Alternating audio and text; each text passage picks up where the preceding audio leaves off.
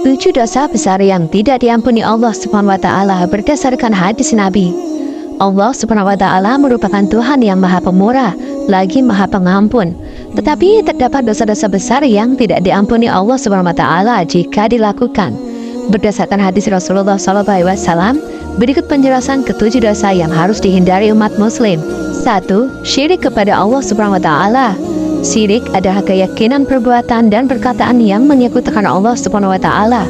Perbuatan syirik adalah suatu perbuatan yang memutuskan hubungan antara Allah dan hambanya. Maka tidak ada ampunan bagi hambanya apabila sewaktu meninggal dunia mereka dalam keadaan syirik. Yang kedua adalah sihir.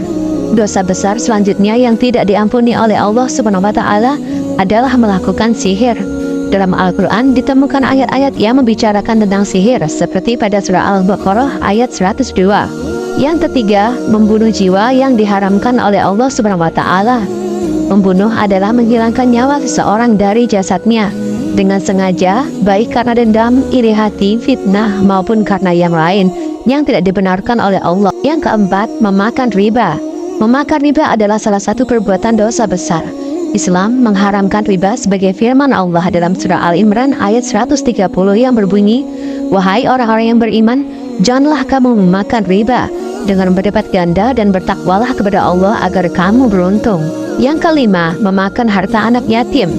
Dalam ajaran Islam, anak yatim merupakan golongan masyarakat yang perlu dilindungi.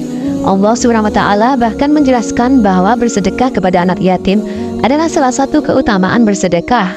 Oleh karenanya, dalam surah An-Nisa ayat 10, Allah melindungi anak yatim melalui firman-Nya yang berbunyi, "Sesungguhnya orang-orang yang memakan harta anak yatim secara zalim, sebenarnya mereka itu menelan api dalam perutnya, dan mereka akan masuk ke dalam api yang menyala-nyala atau neraka." Berikutnya yang keenam, melarikan diri pada saat perang.